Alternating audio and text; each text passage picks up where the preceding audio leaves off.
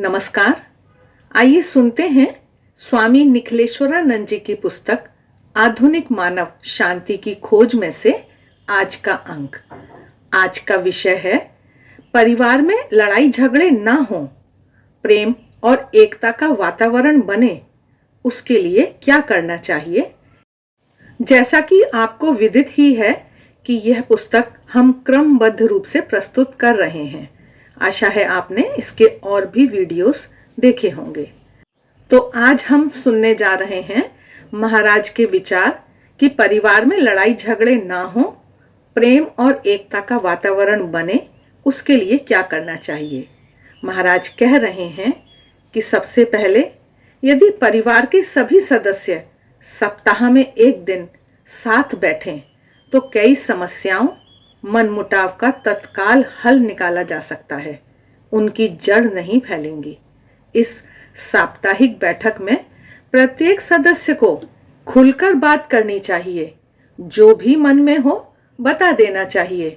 इससे पूर्वाग्रह, ग्रंथियां, मनमुटाव सब समाप्त हो जाता है।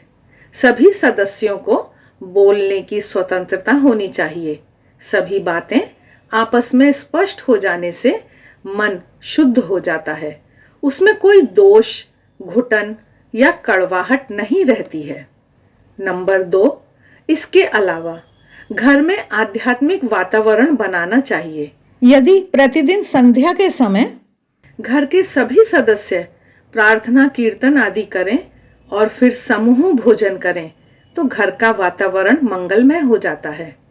प्रार्थना के प्रभाव के कारण घर का सूक्ष्म वातावरण दिव्यता की तरंगों से परिपूर्ण रहता है। इससे परिवार के सदस्यों में परस्पर प्रेम, समर्पण और त्याग की भावना बढ़ती है। इसी प्रकार सहनौ भुनक्तु अर्थात सभी सदस्यों के एक साथ बैठकर भोजन करने से भी एकता बढ़ती है। सारे दिन संभव ना हो तो शाम को एक समय सभी को साथ में बैठकर भोजन करना चाहिए। नंबर 3, परिवार के सभी सदस्यों को हमेशा ध्यान रखना चाहिए कि हमारे व्यवहार से दूसरों पर क्या प्रभाव पड़ रहा है। यह सोचकर ही अपना व्यवहार करना चाहिए। नहीं, मैं तो सच सच कह दूंगा, मैं उसकी भूल क्यों छुपाऊं।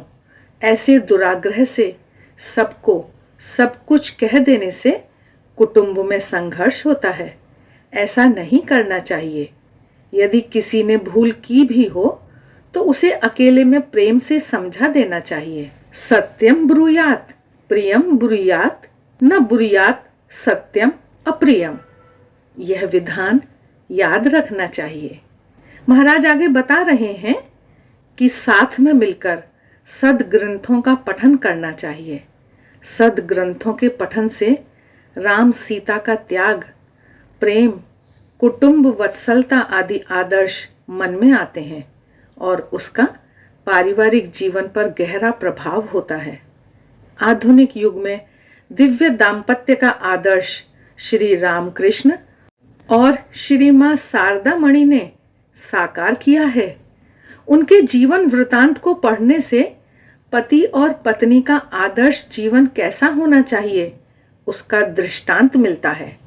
श्री रामकृष्ण देव ने गांव की अशिक्षित बालिका शारदा देवी को इस प्रकार संवारा, प्रशिक्षित किया कि वे ज्ञानदायिनी गुरु और श्री रामकृष्ण संघ की माता बन गईं। श्री रामकृष्ण ने अपनी साधना की सिद्धि का समस्त फल उनके चरणों में रख दिया। उनकी त्रिपुर सुंदरी के रूप में पूजा की। श्री मां शारदा देवी ने भी श्री रामकृष्ण की अनन्य भाव से सेवा की थी। यहाँ तक कि वे श्री रामकृष्ण की अव्यक्त इच्छा को भी जान जाती थीं और उसका पालन करती थीं। ऐसे उच्च आदर्शों को सामने रखने से मन कलुषित नहीं होता है और उच्च जीवन की प्रेरणा मिलती है। महाराज आगे बता रहे हैं कि परिवार की एकता बढ़ाने के लिए समय समय पर प्रवास, तीर्थ यात्रा, पर्यटन आदि आवश्यक है। बाहर के वातावरण में जाने से व्यक्ति घर का तनाव भूल जाता है और सबका मन प्रफुल्लित और आनंदित हो जाता है। अंत में महाराज बता रहे हैं कि सभी उपाय करने के बाद भी यदि मन मुटाव बना रहे, परिस्थिति तनावपूर्ण हो, स्थिति अधिक बिगड़ जाए, एक दूसरे का मुंह देखने जैसा संबंध ना रहे, तो उससे पहले परिवार के सदस्यों को प्रेम पूर्वक अलग हो जाना चाहिए। परस्पर समझौते द्वारा अलग होने से भी सबकी शांति बनी रहती है।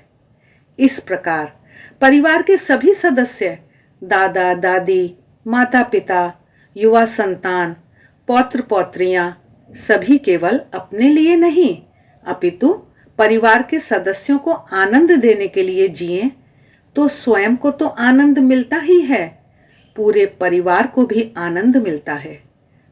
आशा है महाराज द्वारा सुझाए गए इन उपायों पर हम चिंतन व मनन करेंगे और अपने परिवार को आनंद व शांति से परिपूर्ण रखेंगे। आज के लिए बस इतना ही। आप सभी की मंगल कामना के साथ नमस्कार।